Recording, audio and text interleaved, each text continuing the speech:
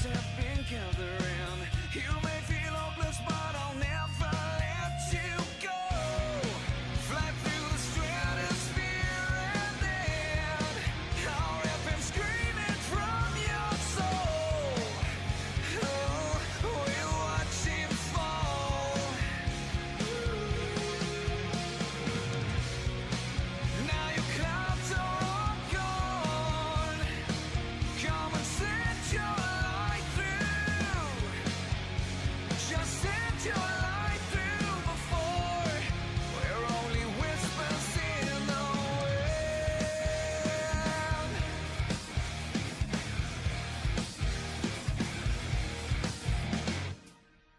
Today may be the last time I get to say your life's had meaning and you mattered most. The way you hold me like I am your everything has burned inside me, so we'll never be apart.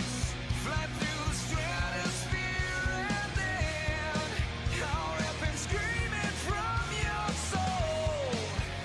Oh, we'll watch him fall. Now your clouds are all gone. Come and set your light through. Just set your light through before we're only whispers in the wind.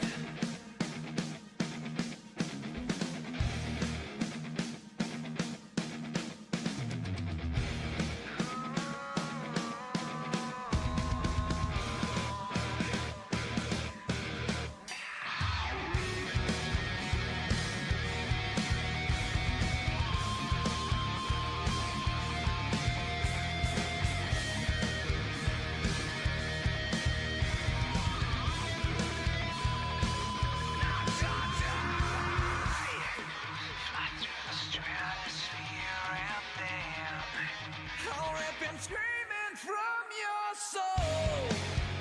Oh, we'll watch him fall. Now your clouds are all gone. Come and set your light through. Just set your light through before we're only whispers in the wind.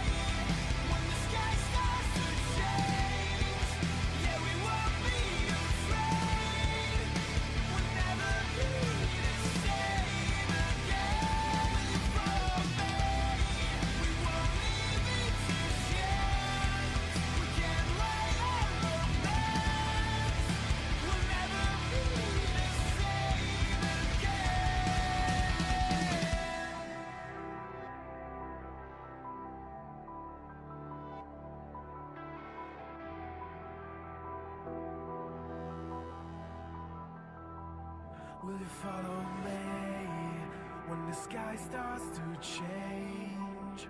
Yeah, we won't be afraid. We'll never be the same again.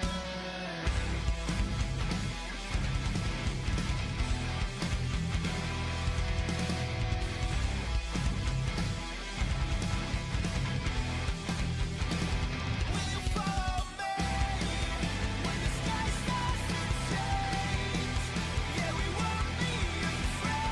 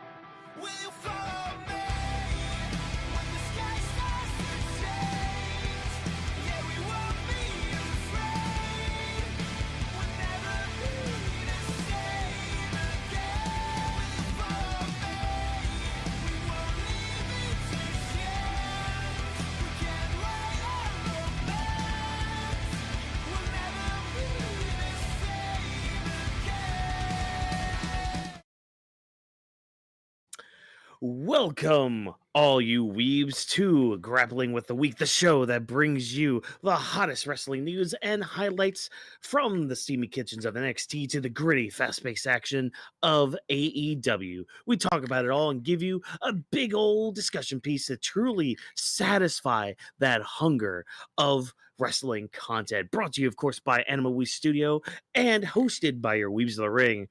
This is Grappling with the Week. We're going to stomp a mud hole in this week. Greetings, salutations. How's it going, everybody? Your world champion Watkins is here. For all of you newcomers coming into the stream, for all the returning listeners, nice of you guys to join us as always. We've got a special show for you tonight. No news, no weekly show highlights. Nah, we're giving you the predictions. That's right. We got 4 huge shows coming your way from mainly from WWE, but AEW's got their their annual big show, All In, heading out in Texas on Saturday. So we're going to sit here. We're going to give you our predictions, but of course, introductions need to be said. As always, like I said, I am your world champion Watkins, here to guide us through the evening tonight. Never alone in this endeavor. 2 lovely gentlemen above me. First and foremost, we've got the positive guy around here, the guy who calls himself a visionary. He calls himself a revolutionary. He might be a mercenary for those hearts of all you fair maidens that definitely have boyfriends out there, because he doesn't care at all whether you're with somebody or not. That's right. The man, the myth, the legend, the bun himself, Vash. The legend, D Vash, if you will. How you doing tonight? I was about to say man bun. I'm like, I got more of a man tail.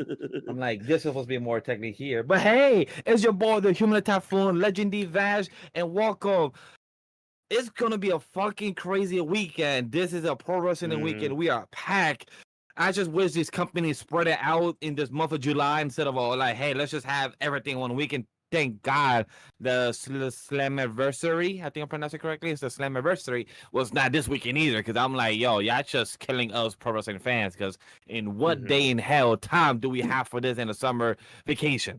But it's great to be here. Great for the discussion. Like Watkins said, we are not going to have no news. We might sprinkle a few things we heard throughout the week, like like the Charlotte stuff that maybe I will sprinkle in the Evolution conversation and everything. But it's going to be an exciting time. We have Evolution, AEW All In. We have Great American Bash and SNME event. Of course, I totally forgot the last one because it's literally kind of forgettable in that way. It's only four on the card, but it's going to be exciting nonetheless to break it down and have the conversation. As always, time codes are always in the description for our discussion, or if you're watching on the audio feed, is in the description on YouTube. There's already the chapter, so you can join that. But we're not alone. Who we're missing, Watkins?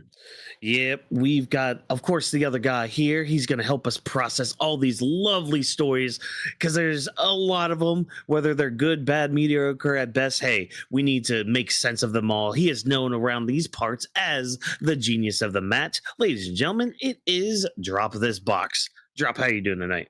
Doing pretty good, and like Vash said, we have a loaded weekend of wrestling, which we did allude to last week on our show, because like we said, you know, this is going to be a pretty busy week. We got WWE, which apparently wants to have 3 shows going on at the same time, and then we got AEW All In. So I'm just hoping, all in all, we get some good things on here. I'm hoping this is a nice little soft reset when it comes to what the real focus is, when it comes to WWE heading into SummerSlam. That should be the major focus, considering that's pretty much like the second WrestleMania we get in the year, and it's also their first 2-year show. I mean, not 2-year show, their first 2-night show, so they're probably going to want to make it a little special. And of course, you know, like Watkins alluded to when he talked about AEW on here, talking about that being a possible reset for the company as well, because typically when you have an event like that and you move on to, like, for AEW's case, that Wednesday night, usually that's when you're starting to kick things into gear, heading into the fall and then building up till next year with all the other major events taking place. Yeah. And like you were kind of saying with like WWE, like having all these shows, hey, counter booking is fun, isn't it? Like, and it's not the last time. It's not the last time we're gonna get that either. Weekend of Forbidden Door, we're getting the next like NXT Heatwave. Fun fact, same night. So yeah, counter booking. It's great. It's awesome. But Look, none of that. we have 2 Saturdays after this available. Like, hey, maybe you could have done Beyonce this Sunday the 13th, and then maybe the 20th of July you could have Evolution the following, or maybe the 26th, or maybe the 19th, or 27th. You could have had Sunday main event other days, but no, they want to announce Evolution and Sunday main event a month before, and then start building it 2 weeks before. How fun is that? Well, that's the crazy part because like there was a bit of news that came out. I think it was this week where apparently Evolution was supposed to come out last weekend. Like it was scheduled for last weekend, and then WWE was just like, "Oh, well, we need a freaking counter program, freaking AEW." Blah, blah, blah, blah. Oh, same day as the Beyonce concert. Ah, it'll be fine, whatever. But hey, whatever. It's business. I'm not a businessman. I'm just a consumer of the business of pro wrestling. So without further ado, everybody, we're going to get into the hot topic of these predictions. Of course, as always, our hot topic is our bigger discussion piece for the episode where we dive deeper into either a news piece, but this is going to be all about the PLEs, the pay-per-views from these shows within WWE and AEW. And hey, maybe we'll throw in some topical discussion pieces throughout the evening as we talk about the overall direction of a company, talent situation, whatever have you. I'm going to leave it off to Vash now to help lead us into WWE Evolution 2, which is coming to you live on Saturday in Atlanta, Georgia, starting at 7 p.m. Eastern Standard Time. We do plan on doing our normal post-show stream afterwards, so stay tuned for that as well. But Vash, without further ado, how about you lead us through Evolution 2's card, and we'll give our thoughts and predictions on what's to come. Yes, for Evolution 2, it's gonna be exciting. It's gonna be this Sunday, and we have a couple events. We have 1, 2, 3, 4, 5, 6, 7. I believe I counted 7 matches on the card, and we have a few stakes that are gonna be held. So let's talk one of our big ones. That is gonna be whoever wins this women's battle royal. Is gonna be going to Clash in Paris. So my question to you guys, in the meantime, I'm gonna actually get the question, and I'm gonna try to find Yeah, of what course. people have been announced yet so far for the battle Oh, royal. I already know. But who do you think? Oh, you do? Because I was trying to find a list. Oh no, of not. what have. I can't say I necessarily know everybody, but I already know who I want. Yeah. I know okay, yeah. 3. I know 3 Um, people that have been like, yeah, we're so- in it. So Watkins, give us your option of who do you think will be winning this 30, I believe, is 30 woman battle royal. Who do you think will be winning, and what are your top 3s then? Oh, I can give you my top 3 right now. Top 3 is probably going to be Julia, Stephanie, and Nikki Bella. Yeah, Julia, I think they're Stephanie. going to. I do think they're gonna have Nikki Bella like look strong in this, Oh and like yeah. I'm kind of torn because on one hand, like after that video package they had from Nikki, I'm just like, they really could give her that win just to be like, oh, here's a big name on Evolution making a name for herself. But then at the same time, it's like Stephanie Vaquer's right there, the Yep, match with Io's right there, La or Rhea, Primera. depending on who wins on that night and SummerSlam. So it's like, which way do you go? Do you go like the and I hate saying it like this, but like, Oh. do you go the money route or do you go the heart route? And it's like, what I'm torn. Like, because also part of me wants to be different because like I really do want Stephanie Vaquer to win. But part of me could see them just giving it to Nikki Bella as well, because the other thing too is she was supposed to have a program with Liv Morgan going into all this, and it kind of made them take up the script for Evolution and rip it to shreds apparently. So it's like, oh, if that's the case, they might throw Nikki a bone and be like, here's a battle royal win, have at it. And at least at that point, Stephanie wouldn't be pinned, so she could at least still relatively look strong. It could always be a thing too, like so. Like with my top 3, it's just like, okay, you have Julie and Stephanie. They obviously have history. They're focusing more on each other. They're too focused on each other. Which, fun fact, that might be a theme here coming up. With just with stories going on in general, but like. You know what? I'm gonna be daring. I'm gonna be different. I'm just gonna go Nikki Bella on this because, like, my other thing too is I want Stephanie to kind of cook a little bit more on the main roster because, like, they haven't used her too much recently. So, like, but again, they could just always give her a win like that. But I'm gonna be different. I'm gonna go Nikki Bella. All right, so chat, I'm gonna give you a friendly reminder because a big thank you to Shawn Michaels for Triple H hasn't done a lot of pushing or a lot of build up for the NXT, I mean for the Evolution too. So he said, yo, NXT is gonna be the home for the build up. Ava had a meeting. She had an announcement, and these are the people overall the past couple of weeks that have said that they're in this event. Right now, we have 14 people. We have Nia Jax, Stephanie Valkyrie, Nikki Bella, Ivy Natalia, Maxine Dupree, Izzy Dame, Tatum Paxley, Kelani Jordan, Lash Legend, Lola Vice, Jada Parker, Delina Vega, Julia, and now we have 15 people. 60 people that are missing for this event. So we're going to have probably some prizes and everything. So far, these are the 14 people that have been confirmed to be for the event. Drop, I'm going to follow up with you. Now that you had these extra people as a reminder, is your answer still Stephanie Valkyrie? Oh, yeah. Yeah, I'm going to go with Stephanie Valkyrie because, I mean, I'm trying to look at the vision that they could potentially do at Clash in Paris.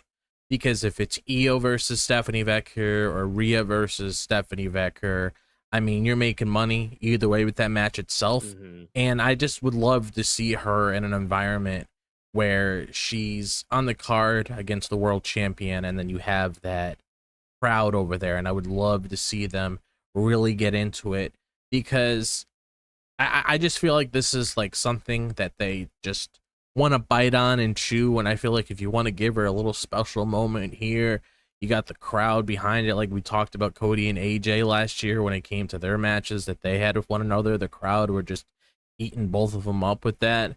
So it's like I just want to see that little kickstart with her, get a little sneak preview, see where things are, because she's eventually gonna win a Rumble. She's gonna, you know, win world champions and world championships and everything, because there's no way in hell she's never gonna win a main roster's women's title on the roster.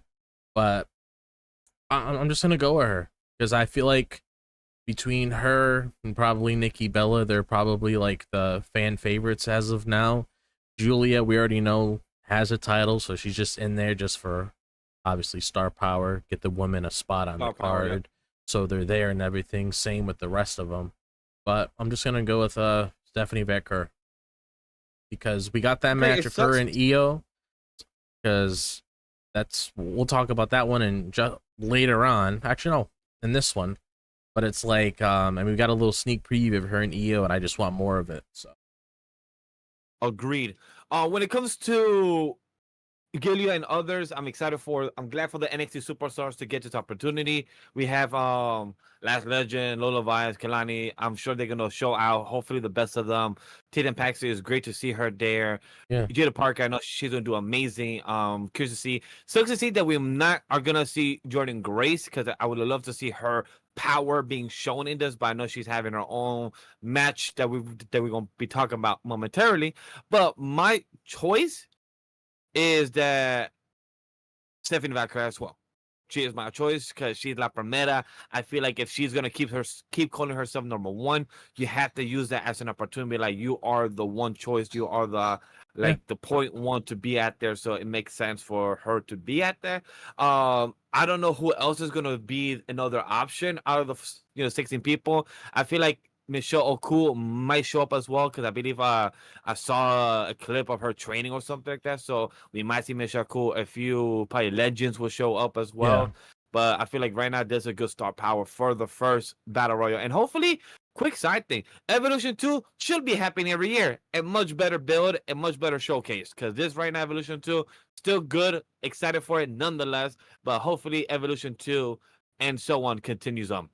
But with the Battle Royal being out of the way, now let's get on with the women's tag titles.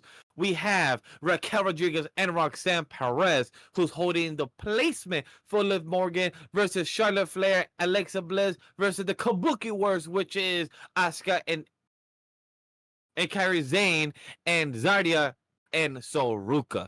So out of these being the defended tag titles that are barely being defended or barely being used, they're more of a prop. Yeah. So like we have said during this channel and our discussion on a week-to-week basis, still exciting roster for the match itself. Great card is what I meant.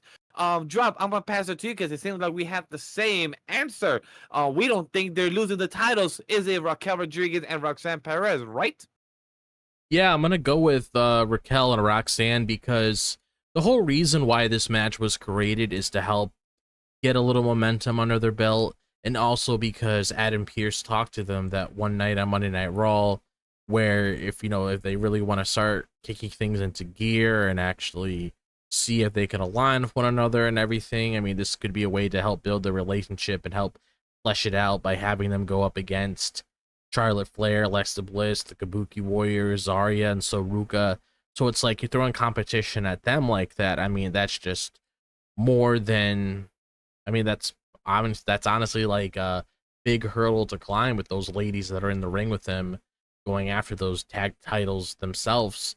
So it's like they just got them. I don't really see why they would lose them like so soon, especially since they're a big part of this Judgment Day storyline right now, because it would be weird because the whole Judgment Day is dripped with gold. So it'd just be weird walking in that Monday night where Raquel and Roxanne have no titles at all. So I'm going to say that they retain here. This is just a hurdle for them to climb. They'll climb the hurdle and they'll pass the test. So yeah, Raquel and Roxanne for me. I have to piggyback on you on that as well, Drop, because right now, this past Monday, we even saw Finn Balor shining the shit out of those belts. He's like, damn, these belts are looking good. I felt like he was just shining some Timbs, like just getting them nice, crispy, clean, all the grease out and everything for these belts. So, like you said, I have to piggyback that if they come out of Evolution that Sunday night with no titles and goes to Monday without, right now, that will look bad on Roxanne, who just joined the Judgment Day officially. So it's going to make her look bad in what she does as a character and who she is. So I'm glad for Raquel and Roxanne to be winning. Can't wait to see the chemistry, honestly, for Charlotte and Alexa, because I know there will be an interesting dynamic combo, and I'm excited to see Zarya and Soruka working with these other stars like Kabuki Warriors and Charlotte Flair and Alexa Bliss. Because, question, this is a tag team belt, but is it like a fatal four where each of the member has to be in the team, right?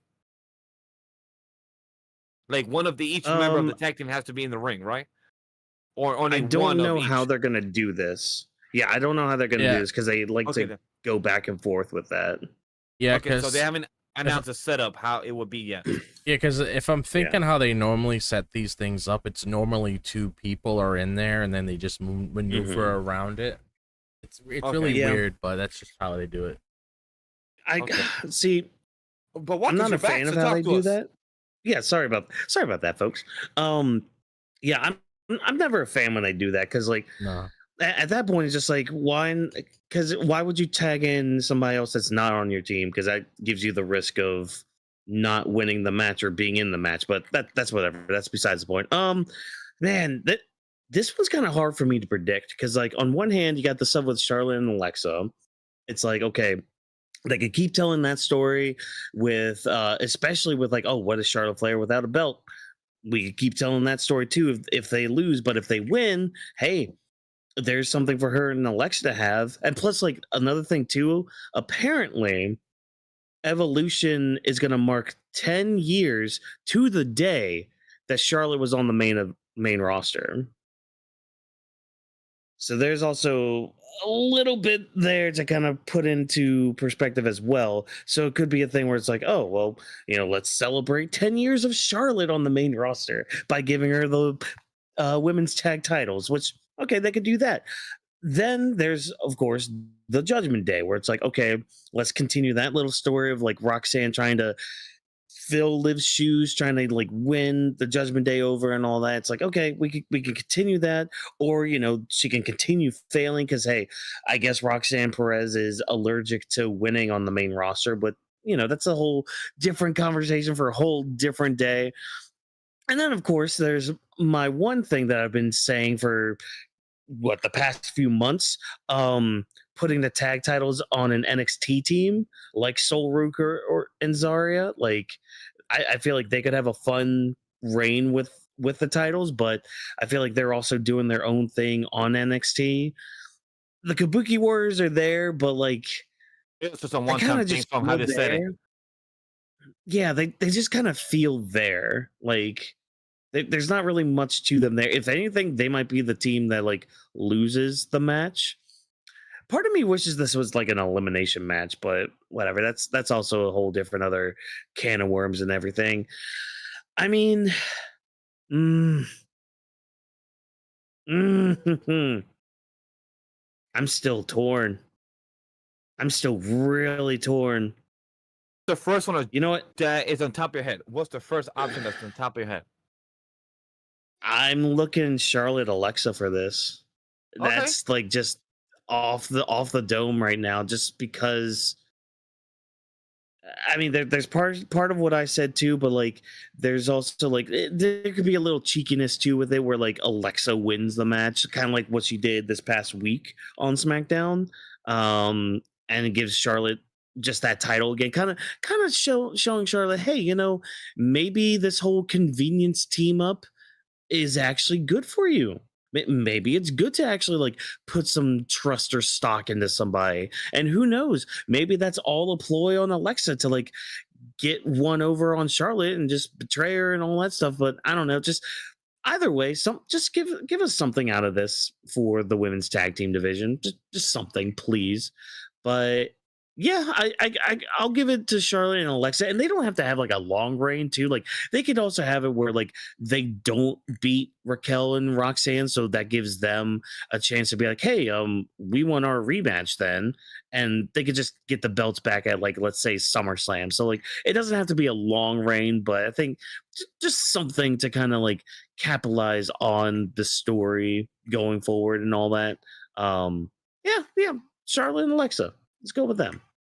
Chat, don't forget, let us know, chime in the comment section down below, or if you're on stream, which one are you expecting to win? We'd love to hear your feedback and as well, if you have any comments for us to hear or no.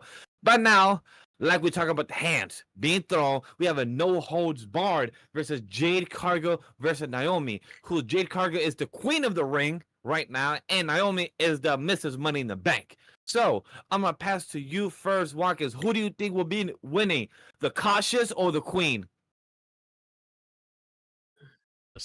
It's gonna be Jade. I mean, she's number one contender for the women's title.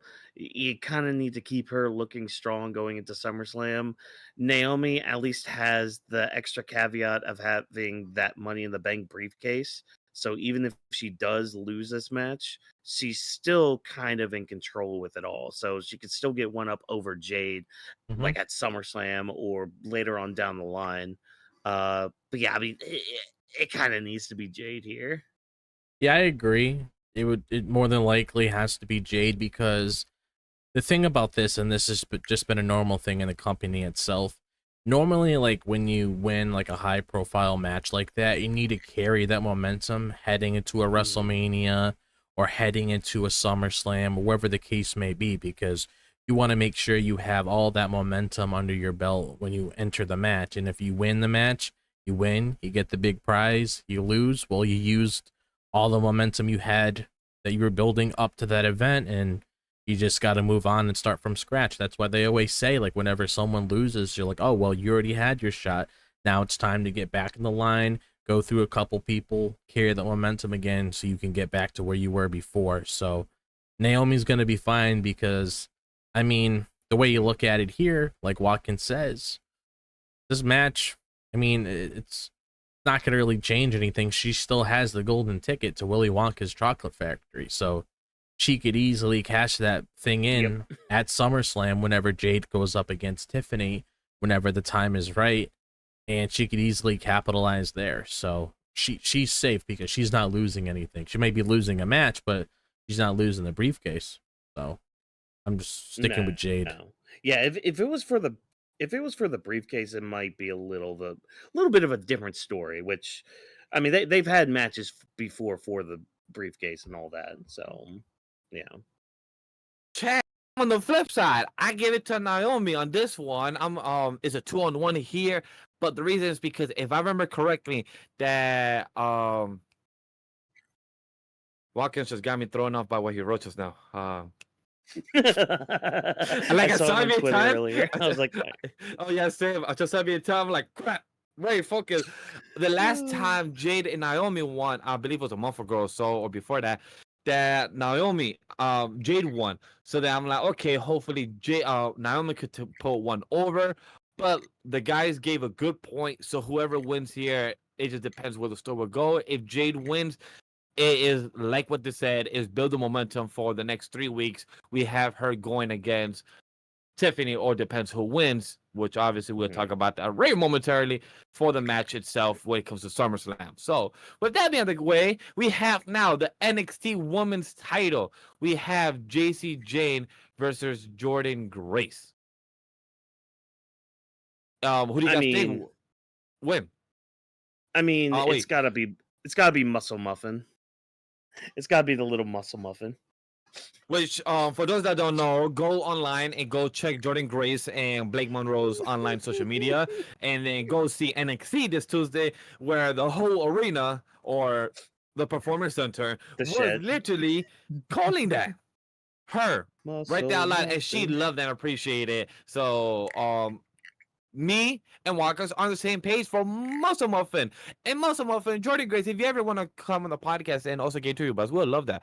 But we're on right now 2 against 1 here. Drop, you have a different option here. Talk to us. Yeah, so I probably would have chose Jordan Grace as well for my original answer, but I'm gonna say JC Jane only because I feel like there's gonna be some shenanigans to take place here. Because I don't see this being a match where it's like, okay, you know, Jordan Grace is going up against her. You look at Jordan Grace's physique, you look at what she's capable of doing, she could easily win the match there, because I would have said the exact same thing about Stephanie Vaquer a couple months ago. Look what happened. I never expected Stephanie Vaquer to lose that title around that time before she headed to the main roster, because there was no signs around that time that she was really heading there, because after a while, she took a little break appearing on Raw, and she was more on NXT again. But JC Jane ended up winning again, and also you got those reports going around about Blake Monroe possibly turning heel down the line. So I'm not saying it's going to take place here. Actually, no, it could take place here because it actually is that Sunday, and the Great American Bash is Saturday. So you never know if some shenanigans might play out between the both of them. But it's like, my prediction actually ties in with my Great American Bash prediction a little bit later. And I'll just say it right here. I'll reference it again. My prediction for that one is Jordan Grace and Blake Monroe, only because I can't see both of them winning 2 matches in a row. And I don't know, JC Jane just seems like to be one of those things where they really want to put her on the radar and everything. So I'm just going to say her for now, because I just have this gut feeling that there's going to be some shit taking place here. I think she is part of a faction of Fatal Influence, so that's a possibility, and they will be having a match, like you mentioned, the day before, which is the Great American Bash, which we'll be talking about at the end of the show. So it makes sense of a possibility that could be happening. But Watkins, what else you have to add? I think just for me, it's more of just like, because like I see that too with like the shenanigans can happen and all that stuff, and like I could see them like trying to put like a spotlight on JC Jane. My only other thing is, because Jordan Grace has had a lot of opportunities for the NXT Women's title. It's like, when will they pull the trigger on her, or just move her up to the main roster at this point? This would be the moment, actually. If they do it, this would have to be the moment. Yeah, and that's kind of why I'm leaning towards Jordan Grace, because it's just like, you kind of got to do that now, or it's just like, well, why'd you guys even keep her in NXT in the first place? Yeah. You know, like, and that's just my thing though. But like, I could see it as like how you played it out too. Yeah, just do something with her, man, because she is good. She's really good. Because this is the question that let's do something. I'm gonna use that transition for something else first before we get into the women's IC. I'm gonna go with the WWE Women's Title, Tiffany Stratton champion versus Trish Stratus. Because remember, guys, 2 months ago or 4 months ago, the Elimination Chamber, where we had them as a tag team and doing great calibration and everything else. Yeah. But now we have them going against each other because Tiffany could pick her champion, whoever she wants, and this is the thing that we got. Tiffany versus Trish. We got great opportunity for Trish coming back and get this opportunity. Does anybody like, hey, I'm excited for about this. I'm not care about the match, but more, hey, great to see the girls here. I'm hoping to see a good 10-minute match between them. Hopefully Trish, pushes her over, which that's assumption. My choice is Tiffy time. How about you, Drop? I'm probably gonna say Tiffany Stratton because I feel like this is one of those matches where it's like you're putting her up against a legend. You're showing how far Tiffany's willing to go in this match and everything. It's more of a special attraction kind of match because they did stuff like this with Charlotte before. So when Charlotte was on the main roster and everything, and they ended up having that match. I don't know if it was at a SummerSlam or something with her and Trish Stratus.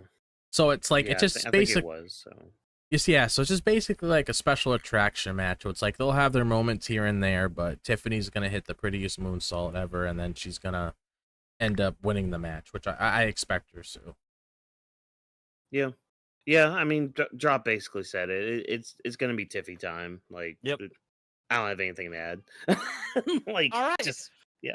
With that being said, it's Tiffy time. Now let's talk about the women's IC title that I believe should be the main event for this event of Evolution 2. We have Becky Lynch being the champion versus a triple threat that she didn't ask for because we had two people that lost but get invited to the match. That is Bayley versus Lyra Valkyria. Watkins, who do you got? Is it your girl Bayley or is it going to be the new upcoming star Lyra Valkyria getting her title back? Look, as y'all kind of got from Monday, Lyra's been kind of ticking me off lately, like with her character and all that. Which I don't know if that's by design or what, but we'll see what happens with her character moving forward. I mean, I'm going Bayley on this just because I like Bayley, and I think her running the IC title would be a lot of fun, and I feel like this story.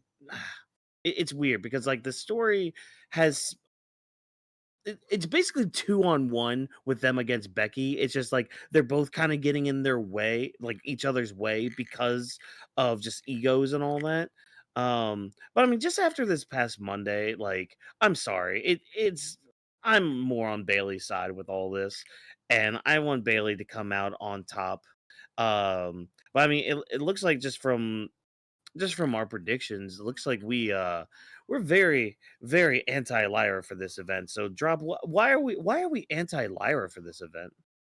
I just feel like mainly Becky's still there to cause a lot of mischief, and I'm not really getting any signs that she's going to be dropping it anytime soon. If she were to drop it to anybody, it would be Bayley, because Lyra can always get it back at a later date. You could possibly even have a match at SummerSlam because it'd be crazy not to have her on the card, considering that there's 2 nights. Kind of be a little bit weird if you don't put most of your roster on those 2 nights, considering you got a lot of space to fill. So it's like she can always get another opportunity there. But it's like I'm just gonna stick with Becky here because I feel like the whole big shebang with whatever happens to Becky. I was thinking in my head, like whenever she won this title, if it was at that Backlash or it was at the most recent pay-per-view that had happened with them, I always envision Becky holding the title until at the very least SummerSlam before she moves on to something else. So that's why I'm just sticking with her, because I feel like there's probably a little bit more in the tank there. Okay. All right, coolio. I'm on the same page with Becky as well. I agree with SummerSlam. I love that you said that, all the titles should be defended on a summer night, on a SummerSlam tonight, but that's just a big question on the tag titles, because that's the ones that haven't been much defended on the PLEs. But that's a whole different conversation for later. When it comes to this match itself, 100%, I believe it's Becky as well, because I feel like there's more to her. I would love to see, Becky with a match with Ivy now or with other superstars to help them build up for, like, to classify them as actual mid-carders, because we haven't seen them build up more for the IC title. We had, a couple months before with Lyra and Ivy and a few other people. Or when it comes to the US title, we had the recycle of Chelsea Green with with Mitchin and then Zelina Vega with a few others just kept getting recycled. So I'd love to continue going along with other superstars and get them on the rinse and repeat, but instead of the same person within 3 months. Like just get them on a rotation is the word I was looking for. So I'd love to see that. But 100% for Becky. But we have one match left, and I think this will be the main event, which I just don't see the reason for. But we have two big Carters. We His have EO's two amazing. big ones that are literally the showstoppers. They're literally the persons that have the name. It's Io Sky, the champion of the Women's World Title, versus Rhea Bloody Ripley. And I see we're all on the damn same page. Io Sky from myself and Drop Yeah. and Watkins. Yep. But Drop, I'm gonna pass this to you first. Why do you think Rhea's not winning? Because she's not. Yep, there we go. Okay. No, Why you but heard it here, chat? no, basically, it's just one of those things where it's like you got to give me more to work with in order to really convince me that she's going to be losing this match, and there really isn't anything there. If you were saying, oh, maybe this match takes place at SummerSlam, maybe I'll throw you like a couple extra bucks where, yeah, you might actually have something going there, but I just don't see Rhea winning this match. Like, I don't know, it feels like you would put more effort towards the match itself if that was going to happen, and we did discuss this match doesn't have that much going for it, but at the end of the day, Rhea's popular, Io's super over. That's the reason why they're stealing the show here, which I have no issue with because I love Io Sky, so put her in my main event any time of the week, regardless who she's going up against, because she can honestly wrestle a fucking broomstick and be able to put on a 5-star performance that way. That's just how great she is. But I just feel like, you know, there's more there for her. Like I said earlier, you could do stuff with her at Stephanie Vecker at that Clash in Paris pay-per-view. I would absolutely love to see those two ladies there. And I don't know, I just kind of want to see something a little bit different with Rhea too, which I'll actually say here as well. And the reason why I bring that up is like, okay, after this match itself, let's see what else you can do. Like we talked about, oh, let's see how Charlotte is without a title in front of her face. I want to see the same thing with Rhea Ripley. Like, just because you do a little side quest for Raquel Rodriguez and you beat her and you move on to the title again, like, you got to give me more to work with. Because even Charlotte's, like, she didn't, like, start storming back right to Tiffany Stratton. Like, she didn't get an opportunity.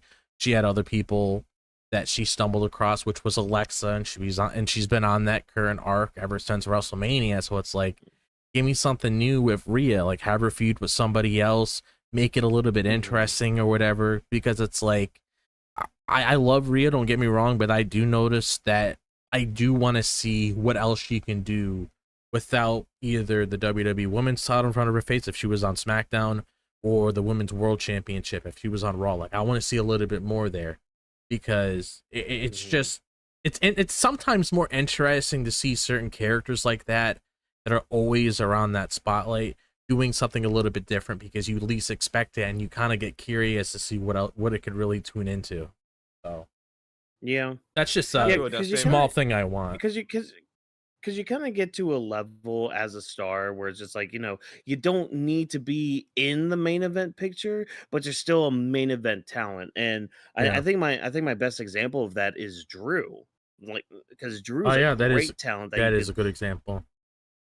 Yeah, like you could use him in the main event, but he doesn't have to be a main event. But sorry, he's a main event player that you don't need to have a title in the picture for. And I mean, the other thing too, when it comes to Rhea, uh, and I feel bad for like kind of sounding like the internet with this with the IWC, but like she is booked very strong, and for Io to kind of be her kryptonite is a really good story beat you can keep going for a while, because like you could always return to that because that could always just be a thing. She just, for some reason, she just can't get over Io. She can't get one over, and like that could be something that like we can actually really dive into as a character for Rhea. But hopefully they go that route. But like kind of like what Drop said, she is very popular with the crowds and everybody and all that, but it's kind of got to be Io, because like this is her first title defense since Mania. Like she should probably win this, but you know, whatever they decide to do here, I mean, we'll see what happens. But this has potential. This and the IC title have potential to be matches of the night. So yeah. Appreciate for you giving the last statement, Walkers, because I was gonna ask you guys right after this, what do you guys think will be the match of the night for you? But since you already gave yours, I will still follow up right after to ask myself and drop. But when it comes to this, I have to agree as well for Eel. Eel is the one that should be winning because one perfect thing, perfect line. I support everything they both said, but the thing that Watkins said, this is her first match after WrestleMania. Please don't fucking lose, because that would feel like you should have lost then at WrestleMania if that's the case, if it's going to go back to Rhea in the first place. Like, that's all just straightforward, but I support everything that Drop and Watkins said, that she's main event. That's a good comparison, by the way, for Eel when it comes to Drew and Rhea, like a good comparison to being main event talent, but without even having a title, but still be a main event player as well. And just being there just to build other talents, or just being there for the story. And Rhea's great at what she does. She's literally over by the fans. Girl could literally start the show. Welcome to Monday Night Rio. Welcome to Monday Night Raw. Like, she has done that before, and it has worked so well for her character when even she hasn't held a title. So, and many months ago, even when she lost the title to Io in the first place, Rhea made the beautiful promo backstage that we saw online only, and that wasn't on the show, and it gave her character such progress and development to her, but we haven't seen that progress continue. We have seen we have seen fraction of that development, but haven't seen the actual progress continue. So that's the statement I was gonna ask. Drop, before we transition, what do you think will be the match of the night for yourself? Any prediction in that aspect? I mean, it could easily be Io and Rhea. Either that match or the IC title triple threat. Between those. Okay. Yep. All three of us on the same page for the two that might be the match of the night. I wanted to add a little caveat. I'm really curious to see where the battle royal would be. Like, because I have no expectation. That's the exciting part, because I want to see how it will go, and I'm hoping we'll go. Because Evolution 2, I'm hoping for them to cook some cool spots will happen. So that's my one statement. But I'm going to pass this, because now we're getting to the AEW All In. So, Watkins, you are our AEW connoisseur. You are our Rock from Pokemon. You know the AEW. You have seen the content still after all these years. So talk to us. How would their version of WrestleMania be? Well, so first of all, this card is stacked, like top from bottom. 1, 2, 3, 4, Stacked. 5, 6, 7, 8. Now, 8 matches. That's a good card. Well, so here's the thing: 2 of those matches are also gauntlet matches. Yeah, those are like whenever. Yeah, and one of them's Omega versus Okada. So, we'll get to that here in just a second. So let's start with this first match, because I feel bad the way you introduced me as the AEW guy, because I don't really care about this first match.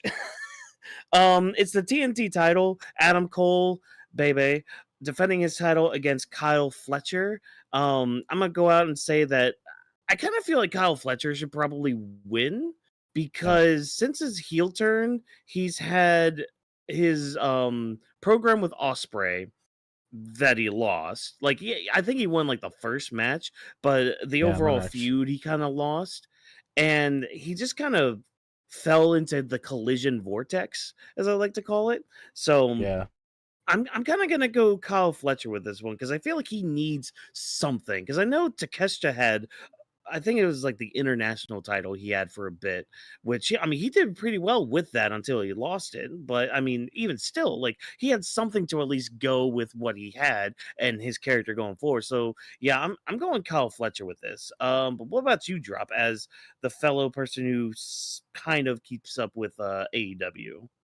Yeah, so I'm probably gonna go with Kyle Fletcher as well, because, like, since you brought that up, that actually made me change my answer, because I was thinking about it for a second, and I was like, you know what, you actually have a point, because you had this whole thing last year when they had that thing at World's End, and a lot of people agreed that was supposed to be his moment there, when he was supposed to win that match itself, instead of having Okada win the match again, and then just having that whole thing of teasing the match between him and Kenny, which you could have done regardless. Even with the title that Kenny eventually had, you could have still did that regardless. But it's like, they've been doing a lot with Kyle Fletcher as of late, and they haven't really been doing anything with them, and you can't just put all this focus on one person and never capitalize on it.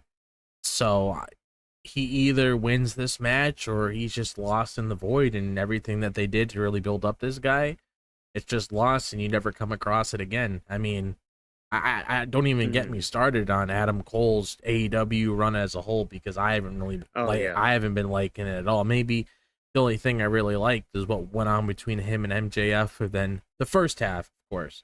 But then after a while, that ended up just then it petered off. Yeah, it just felt really awkward, and then you had the roles reversed. Didn't make sense, the story, so there was no continuity there. And a lot of people online were saying, okay, why are you doing this? Doesn't make any sense. So, yeah, I'm just going to say Kyle Fletcher makes the most sense here.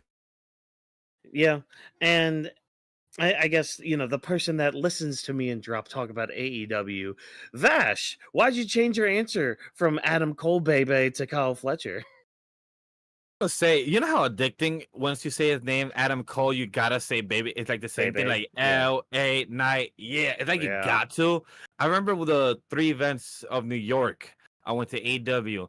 I met Adam Cole when he was passing by his car, and we were all screaming, great. But it was hilarious. Everyone screaming, Adam Cole, baby, in the background. This man was laughing because it's very humorous when you say his name. You just got to say it. And I do watch AEW clips, and at least once or twice a month on my HBO Max that I have only access to on my tablet. But I'm not going to say how or what, because that's a loophole that I don't even understand. However, it's legal. Yes, legally still, some way. Legally some way still.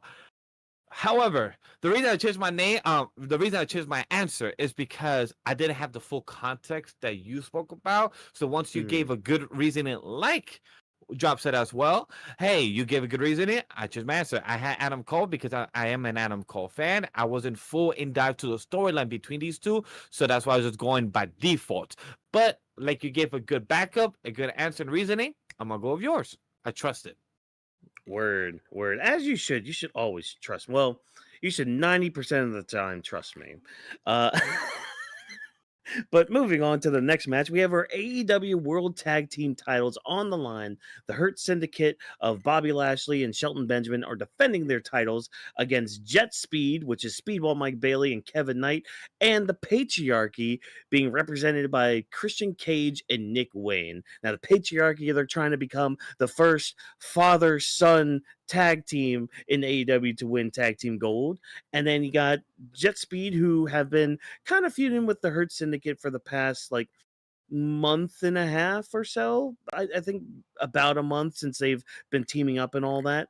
And honestly, after last night's AEW Dynamite, and how they tried to take out Bobby with the concerto to his knee, and Jet Speed taking the titles and then attacking Hurt Syndicate after MJF's little thing, his little talky talk with with Mark Briscoe. It's gonna be the Hurt Syndicate. I'm going the Hurt Syndicate with this, just because I feel like there's just now getting the ball rolling on their tag team title reign, and just another month or two of them just kind of running roughshod on a few teams would be a lot of fun. And I feel like Jet Speed would be a good team to take the titles off of them, but just not yet. I could also see the Outrunners, if they decide to actually pull the trigger on them to take the titles off of them. But that's also way down the line. That's fantasy book and all that. It's gonna be the Hurt Syndicate. Drop. Who do you think is gonna win this little contest? The Hurt Syndicate. They just plow through a whole bunch of people. They're just unstoppable at this point. They're gonna continue that momentum. I don't have to really say much. Yep. You watch a television show itself, you pretty much know already. Oh yeah. 100%. And yep. I was just gonna add on top of that, with 100% of that, and we know that we have heard the reports of them wanting to be in AEW because to do a better vision of having the Hurt Syndicate actually succeed compared to what happened with WWE. So I don't see them losing anytime soon. And I agree with what Watkins said. Be champion for another month or 2 or 3. Just continue pushing keep building the division and continue having others succeed. So I'm here for it. Yeah. But now we're gonna get into the nitty gritty of things. We got through those first two matches fine and all that. Let's get into some dirt here. We've got our men's casino gauntlet match. Now, if you're not familiar with the rules of the casino gauntlet matches, basically two men start the match, and every so often, like every few minutes or something, another guy will come in. And basically the match can end whenever by pinfall or submission. So like the third guy doesn't even have to make it to the ring. The match could just end right there. And that's it. So starting off the match too is going to be MJF and Mark Briscoe, which they had a fun little talkie talk last night, which was pretty fun. And then I don't know if y'all caught it. I'll have to share the clip later. There was a backstage 30-second promo that Mark Briscoe yelled basically, and I shit you not, it sounded like it was the most redneck jumbled up mess, but in the best way possible. Like this man is ready to just beat up MJF right at the start of the match. And the thing with this though is there's probably going to be a couple surprise entrants. Like I know last year Ricochet made his debut in this match. And there were a couple other surprises too here and there throughout the years. So it's really kind of hard to pinpoint somebody here because they could go many different options. And I mean, I know some people have been calling, oh, Darby Allin can come back and he could probably win it and go on to face Jon Moxley, which in turn means, oh, that means Jon Moxley has to beat Adam Page later. Yeah, you're not gonna like which we'll my get prediction. into that. Yeah, we'll get into that later on. But I'm going MJF. I'm going MJF on this because mainly because of my prediction for later, but I feel like this will be a really big win for him going into this, especially since he just joined the Hurt Syndicate. Like I know they're not going to help him win, but I mean it'd be something that he could do. He could win it cheekily because he is a chicken shit heel at times, but also there could be something too where he can continue on with Mark Briscoe after this, where maybe it's Mark Briscoe he ends up pinning later on in the match or something.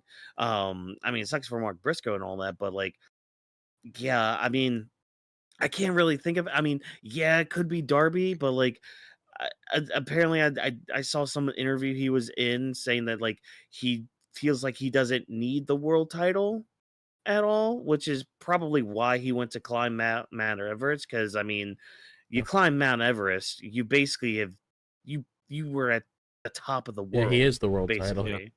title. Yeah. Who gives a shit about the world title at that point? It's just I don't give a shit. I climbed Everest. I don't need your piece of gold. Whatever. Yeah, and plus that just that puts a damper on later on in the night, but I'm just gonna go MJF on this. Drop, who do you have? So my first answer was MJF, which is still a possibility could happen, but I'm gonna choose Brody King only because I think he's underrated, and I feel like they really need to do a lot more with that guy because I just feel like what they were doing with him as of recent, they could have really pushed themselves the extra mile ever since Aleister Black left the company, or Malachi Black, if you want to put it that way. So it's I just feel like he just has all the tools to really become a main eventer down the line if they really want to push him more and actually, create some stars in the company besides using the same people all the time, because he can easily be one of those guys like a Braun Strowman or whoever it may be that's that you could take legit as somebody that will put up a challenge, be a worthy champion, stuff along the lines of that. And if they were to throw a curveball or something, just make things a little bit different, because I don't know, I just think it would be good for him, even if he doesn't necessarily win the match. At least him being in a match like that and then in the future would be nice. That's actually a really good shout with Brody King, because I agree. They've been using him, sure, but it's a lot of the times it's been him taking a pin or eating all of the offense and all that stuff. It's just okay, we get it, but at the same time, we want more for the guy, you know? Like he's just been kind of petering around a little bit Yeah. ever since ever since freaking Buddy Murphy or Buddy Matthews, excuse me, got injured. Like they had to break up the tag team and all that. And I mean, the singles around it's been fine, but like there's nothing really to write home about it, which sucks, you know, because I agree, like the guy is good and he could be built as a big star. Like just getting a shot at the world title will be something for him. So yeah, that's not a bad shout. Vash, anybody that comes to your mind for the winner of the men's casino gauntlet match? Yes, trying to see who was announced so far. Mm, Where is that damn thing? Yeah, I was trying to see kind of search up like MJF, Mark Briscoe, Mystic are already announced for the match, with more person to be mhm. revealed later according to CBS report. So I'm like, for those three from the backstory that you gave me, MJF is a good choice, but without knowing, and I don't remember AW the superstars too much. Because all their names are almost the same. Like there's a lot of Christian, there's a lot of Chris, there's a lot of Mark, there's a lot of said etc. names. So it's hard to get them confused. So I don't have an actual person, but I would just choose from the three that I see, MJF. Good, good. Jump on the bandwagon of MJF. Yes, get that Hey, scarf all I do nice enjoy and him. clean. I do Oh, enjoy yeah, the no, character, and this man also probably made the scarf more expensive just by wearing it because I used to have that Oh, same totally. scarf. It was given to me like a handing down, but that scarf is Mhm. fucking nice. So for those that know in her, you know, it's a Burberry color type of theme usually, and you know he made that shit expensive. And he rock it well, so I can't wait to see Yeah, what he does. yeah. But we're gonna move on to the other casino gauntlet match, the women's side now. This one, you know, same rules as always, and it's actually starting off with Megan Bain and Chris Statlander. So that's kind of cool. Two Hoss women starting the match off. Oh yeah. Great, awesome. I'm kind of torn. I guess not torn. I don't know who would win this match. Like, there's nobody that really sticks out to me, at least right now. So I'm gonna start with you, Job. Who do you think is gonna win this women's casino gauntlet match? I'm gonna you know what? Because I really want to see this happen because it's Mhm. honestly been something that I'm surprised hasn't happened yet. I'm gonna say Chris Statlander. I feel like she'd be a nice pick for this. Ooh. Only because I really want to see her fighting for a belt that's not a mid card title. I feel like Yeah. she's just been floating around there for far too long, and I just really want to see exactly like what else she could really do there. And Mhm. if my pick for the main event possibly ends up winning that match against Tony, I could easily see them revisiting that if they ever wanted to do her and so again. Mhm. But it all depends really. I just feel like they're at the point where they need to start creating more stars because Yeah. I get tired of always seeing the same people. I mean, especially with the women's division. I mean, they need to like really start figuring out exactly what they're going with that because Mercedes went through everybody, Tony went through everybody. So we need to Yeah. really start kicking things into gear and actually treating a little bit more of them like more seriously. So Yeah. I'm just gonna say Chris Statlander. And another thing I wanted to throw in here as well, it's not really a prediction for the match, but is like the winner of the match, but me a prediction I could potentially see coming to this is Isla Dawn. Oh, being part of it. Yeah. Yeah. Yes, I Yeah. agree. I could see it. I saw the report for that as well. Hmm. Yeah, I could see her being part of this. Yeah. Oh man, Chris Statlander is a really like she would be a front runner for me. I just because like I'm trying to run down the roster through my head. Like the only other person I could think of with which is very interesting comparing it to like Chris Statlander is Willow. Because I don't recall Willow Nightingale getting a women's title shot except for like the No. TBS title. Yeah. And like She's a- with all the stuff that she's been doing with the Death Riders story, Yeah. she deserves a little bit more, you know, because like she's been beating up Marina Shafir for how many months now? Like, let's move her away from all of that and something a little bit bigger than the TBS title. And I mean, I see your pick for the women's title, so I'm just thinking, okay, maybe we could run that match back a little bit, that because that wouldn't be a bad thing Yeah, either. they both had Um, great matches. Really do. yeah, yeah. Um, see, you said Chris Statlander. You may have won me over with Chris Statlander though, like Yeah. because you do bring up a good point. Like she's been teetering a lot with that. And I mean, Megan Bain already got her shot at Tony. Mhm. It's just like, okay, do we go down that route again? If Tony wins, do we do a Megan Bain versus Mercedes Moné one? Like, I don't know. You know what? I'm gonna go Chris. I think I'm gonna go Chris for this. You brought up a good point. You kind of won me over with that because again, I was kind of in a weird gray pool area of who to even pick for this match. Yeah. Yeah, I'm gonna go Chris Statlander for it. You know, Vash, anybody on the women's division of AEW that kind of catches your eye or interest to win this number one contenders match for the women's title? I have one. Ooh, you have one. No, I don't have one. Oh, you don't have one. All right, fine. We will put you down for Queen Chris. Aminata. There we go. Okay, that works. Oh man, or Tekla, but they're already doing something anyways. All right, let's get into some steaks now, like some meaty, juicy 5-pound steaks. We got the Young Bucks putting their EVP titles on the line against Will Ospreay and Swerve Strickland, who are putting up being able to fight for the world title for a whole year. So huge stakes here. Big moments can happen. Many different paths that they could go down when it comes to this match, but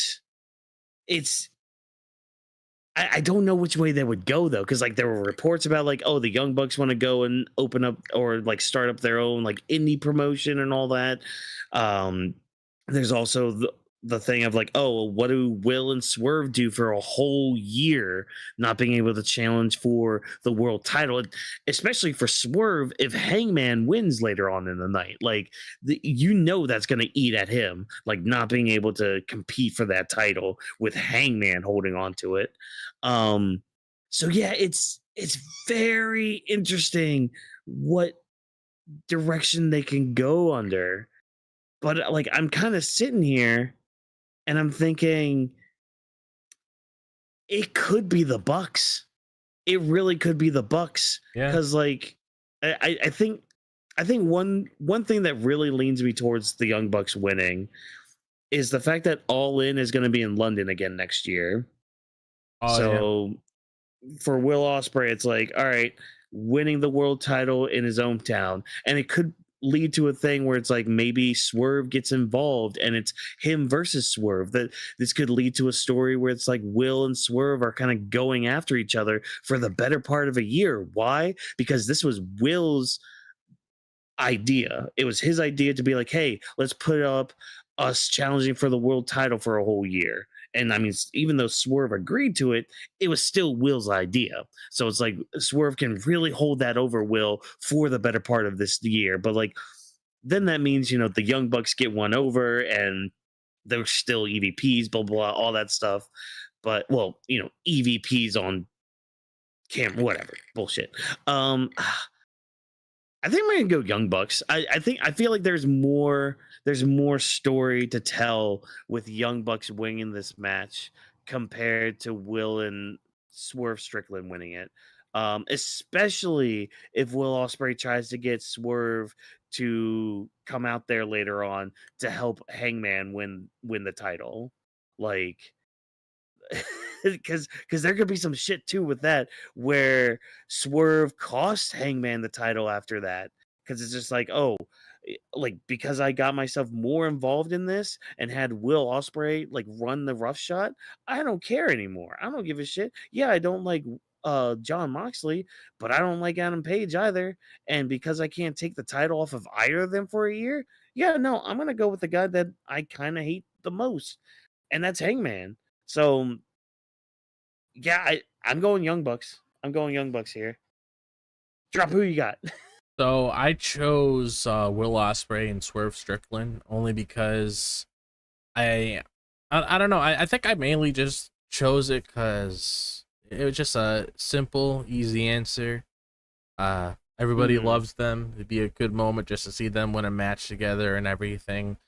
But what you said as well also makes a lot of sense because this could easily be a story that carries into next year once we head Mhm. into All In 2026, and then Will Ospreay can have his moment there and everything. So all in all, really, it could go either way. To be fair. Yeah. And the other thing too with like Will and Swerve winning, like and I believe we had said this earlier and maybe a couple times too. AEW does have a good chance here to kind of hit a soft reset on themselves. Yeah. And like if they get rid of the Young Bucks as like on-screen EVPs, I mean that alone will help, boost the product a little bit. At least in that mindset and all that. Um but Vash, you've got Whirl and Swerve too. Do you have a reason that you chose Whirl and Swerve for this match? Yes, you guys both spoke about it very highly. As well when Drop said that it could go either way because for Young Bucks, this could go for like they could build up more and do what they can with it. But Will Mhm. Ospreay and Swerve, I would like to see the chemistry as a tag team, like as a team. As a team overall, just to see the chemistry, the build up, and see what could happen. So it's all about the Okay. chemistry and what's the story next. Like that's just very simple. Okay. All right. You know what? Nothing wrong with simple answers. Simple answers are always good in my book. Um. Okay. All right. So moving on now. This next match has potential not only to be match of the night, not only to be match of the weekend, not only to be match of the year, could be match of the decade, depending. Again, depending and all that. We're going to unify the Continental and International Championships into one. I hope they change the name of this AEW Unified title. We're getting Kenny Omega versus Kazuchika Okada 5. And if you know if you even know just the basics of their history together, you know the hype going into this match. This match has a potential to be an hour long, if not plus. Like what their last match was over an hour if I remember. Yeah. Like which I think Kenny won too. Like I think he won the overall feud with all that. But like these two guys, like I mean, this is something we've been wanting ever since probably I dare I say before even Okada joined AEW. Like even just the concept of AEW alone, like that would have given us this match just on American soil, because a lot of their matches beforehand happened in New Japan, and not a lot of people have access to New Japan or to really watch it. I mean, you can still like watch clips and all that on YouTube and everything, but yeah, it is somewhat hard to come across their matches. Um, from New Japan. So like finally getting a chance to get them here. The whole build up too with this. I mean, Kenny coming back from his diverticulitis and all that, Kazuchika Okada targeting that midsection a lot, out to basically kill Kenny. And of course, we gotta have Don Callis involved because he's got to leech himself onto anybody that's facing off against Kenny Omega because he can't be asked to just focus on his own little family business going on. Um, See, this is one of those matches where it's like whoever wins, what does the loser do after this? Like, do they go after the world title? Do they just kind of take some time off and cool off a bit? Yeah. It's especially the one party who kind of needs a little bit of a reset, if I'm being honest. Yeah. Um, like, yeah, this I just look at it like this is the match I'm most looking forward to out of everything this whole weekend. Like, I want to just watch this just in not in silence, but like just watch it in hopefully in awe, because like these guys can still go. Even as much as Kenny wants to say, "Oh, I don't recognize that guy from 2017." Kenny, you can still go, and I'm looking forward to seeing what you do here. Um, I'm kind of going Kenny as well here. I think Yep. he's gonna pull out the win, the very much hard fought win, because kind of like what I alluded to, Okada needs a bit of a reset I agree in AEW, completely. if I'm being honest. Yeah, I agree. I agree completely. Like that's why I chose Kenny because he Hmm. seems like he seems like a pretty safe bet. I would say because that's actually the reason, like one of the reasons why I chose him. Not only because of what I Hmm. said, but it's just with Okada, like what he's been doing ever since he joined the company. Like that little bit might have worked in maybe a couple months or so, but he hasn't really evolved. And that's Yeah. my problem with him. He's just always been the same person. I was expecting a little bit more considering the kind of guy that they were bringing to the company. I was expecting a little bit more than what we're seeing right here. Hmm. So I feel like him going away for a little bit, kind of just taking the L, taking some time off, and then you could resurface whenever that time comes, whenever Tony wants to place him in another storyline again.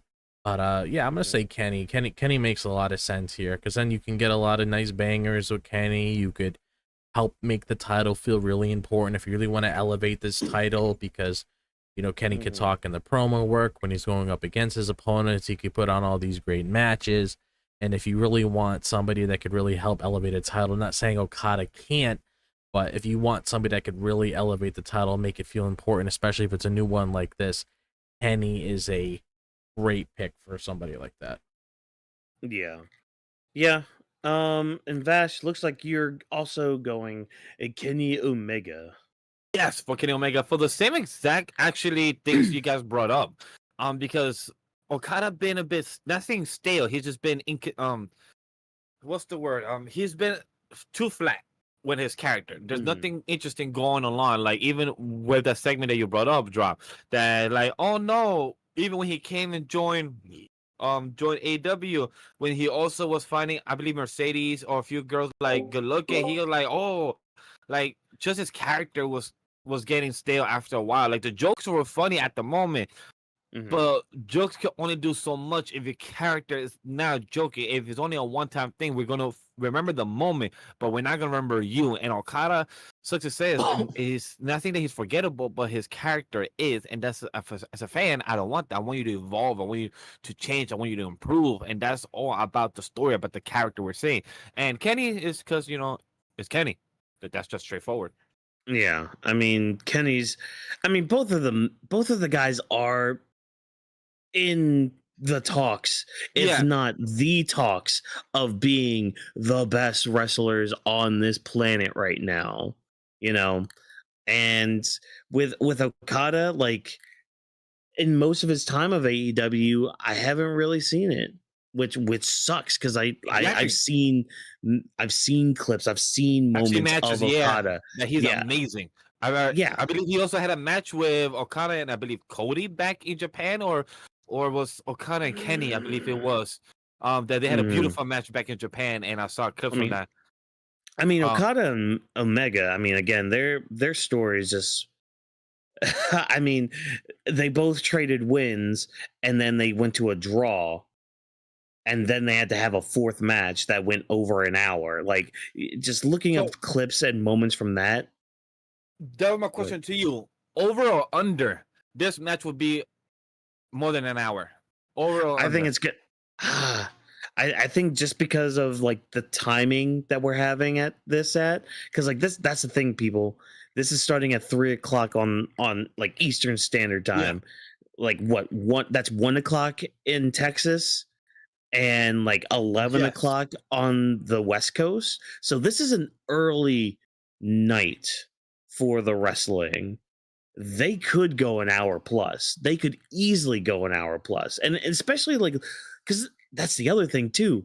When you look at how many matches are on the main card for this, what 1, 2, 3, 4, 5, 6, 7. That's 8 8. matches Oh, yep, 8 on an matches. AEW card. Normally AEW runs like 10 to Yeah, 10 or 12 12. Yeah. Which on I'm their happy, on their main card. but that's because they knew ahead, and I think they're planning ahead Mhm. that this match with probably Kenny Omega will be an hour. So hey, let's not have 10 matches or 12 matches for this Yeah. big event. Let's at least have 8. So I feel like this was a smart choice.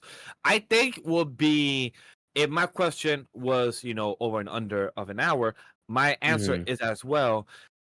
I think will be under an hour. I think will be at Mhm. the spot at 55 to 50 minutes, maybe 58, but I feel like that sweet spot of 50 to 55. Yeah, I could if it's not an hour, it would probably be like 45 to 50 minutes, I think.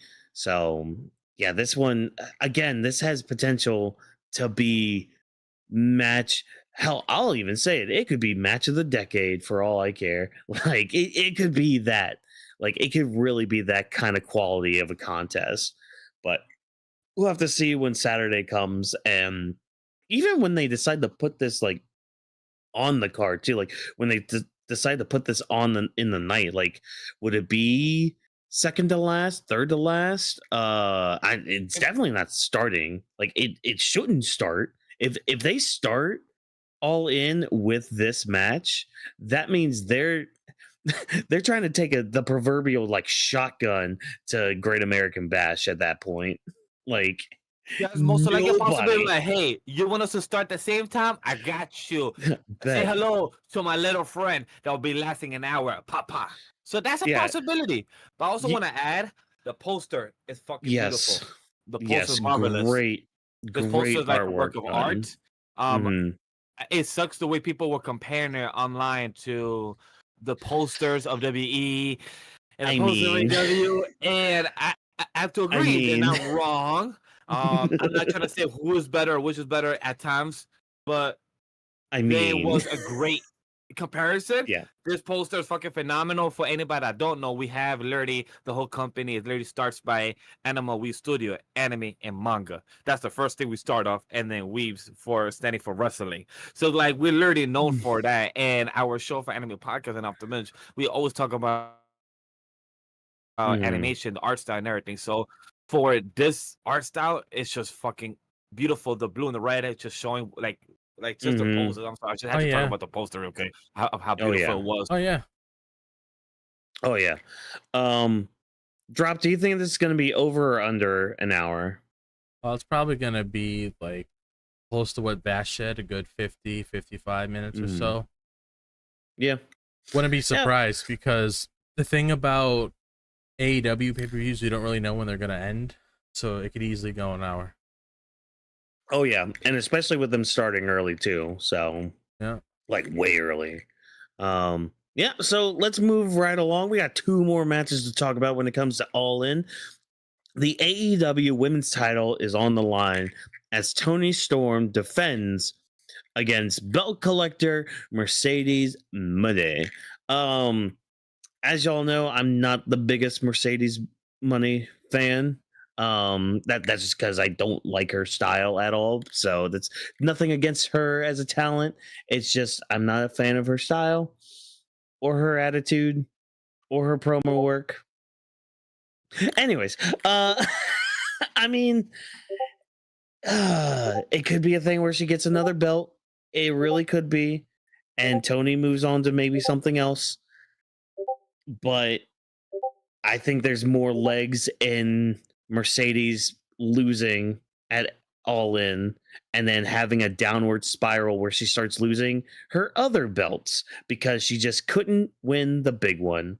And then I mean it could all culminate to her finally winning the AEW women's title, but like it's kind of one of those things. Who was it? Who was it I was talking to? It's like it was Rhea, kind of in the same lines of that, where it's like Io was Rhea's kryptonite. The one thing that that Rhea couldn't do or can't do is beat Io. And for a time right now, I want that for Mercedes when it comes to the AEW women's title.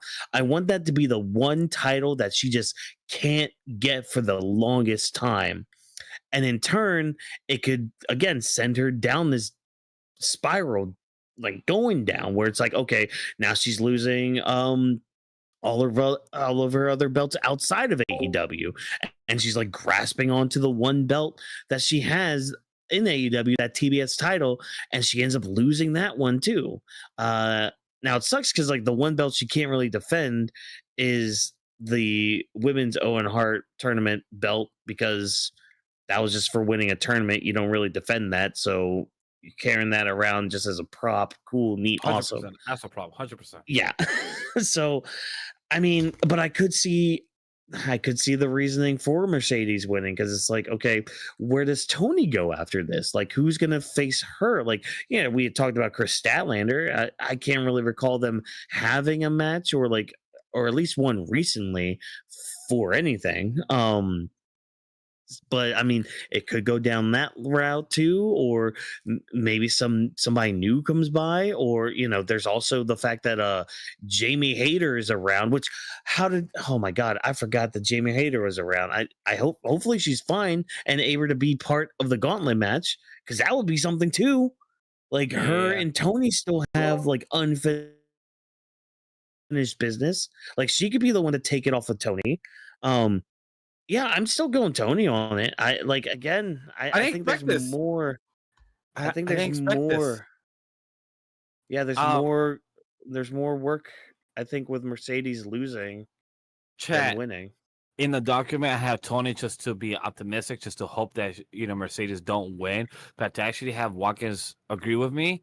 Not saying that his biased opinion, out of the conversation, but to actually give like a good backstory. I'm like, shit, I thought I was crazy, but it seems like my craziness actually worked out. Yeah, look, we'll have you on for an interview, Mercedes. We'll talk about that Crunchyroll thing you're doing right now with your the merch. Yeah, which I mean looks good. The art's good for it. But yeah. So Vash, you gave us your reason for Tony. Drop. What's your reason for Mercedes? A minute. Till Mercedes loses, I don't see her losing them. That's the thing, because they kept her booked super strong, and I agree with what you said. It could easily head down that direction, but she has not lost a single match since she's been in this company, so it's just hard for me to bet against her. Yeah, because I think that the only we don't even have to just say AEW, because I think the only match she's really lost. Well, no, she's lost two matches. One was because she got injured like during the match, so she basically told Willow, "Hey, pin me because I'm hurt." And the other one she lost was a triple threat that had Mina Shirakawa part of it. So it's like, yeah, she doesn't really lose too often anywhere, So yeah, I mean, yeah, I could see that too. Just, I mean, it just gets to a point. It's just like, who wins or who like beats her? Like, when do we finally have that moment? And remember, chat, she doesn't have any creative control, in case you didn't know. Well, that's a whole can of worms that we can open up at a later date. Because at this date, at this time, we've got the main event for the AEW World Title. It's going to be a Texas death match, which means somebody gonna die. We're gonna have to bring out a coffin or something for the body that is gonna be left in the middle of that ring. A lot of shit's about to go down, if you know the reference. Yeah. So Jon Moxley defending against Hangman Adam Page. I mean, I want it to be Hangman. I desperately want it to be Hangman. Like the story that they're telling with like his redemption, I like it a lot. And just like I can already see, I can see the moment like in my mind's eye. I can see it where he finally grabs that briefcase that the damn title's been in for almost a goddamn year. Like finally taking that thing, opening it up, and like the rush of emotion that would go through Hangman, like looking at that title again. Something that he like worked his ass off to get back like for the past couple years now. That moment alone is selling me on Hangman winning, but like it also kind of depends on what happens in this gauntlet match. Because if Darby Allin does come back, and if Darby Allin does win that gauntlet match, freaking John Moxley's winning the main event, which you're gonna have to do something with that. Like again, like I said earlier, if it's Swerve that ends up costing Hangman because him and Will ended up losing that tag match, that could be part There's of a it. lot of You stuff. know, Yeah, because the Bucks could easily get involved in this match too because of that little alliance. Mhm. There's a lot of things that can factor into this. Yeah, like there's just so many. It's very akin. I mean, they're trying their own thing with like the whole Bloodline versus Cody thing. Like, Yeah. and I get that Oh, comparison, but it's that just one's like, obvious for sure, 100%. yeah. I mean, the only difference is like one was kind of better. At least the one faction was a little better in the one company compared to this one.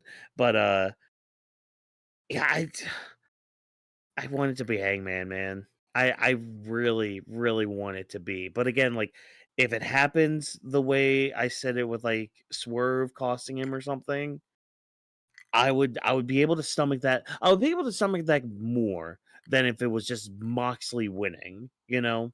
Like if it's just Moxley winning, I don't know how I would take that. Like that that night when we do the coverage of these shows might be a little rough, but yeah. Job. Why do you say John Moxley winning? Well, WrestleMania, yeah. You're gonna get a WrestleMania 39 ending right here. Oh no, not the chicken, not the And chicken. and like I don't know because it's like the story's there. It makes sense for Hangman to win the thing, Mhm. but at the end of the day, I mean, I don't know what it is, but like Tony's like super like protective over the storyline for whatever reason.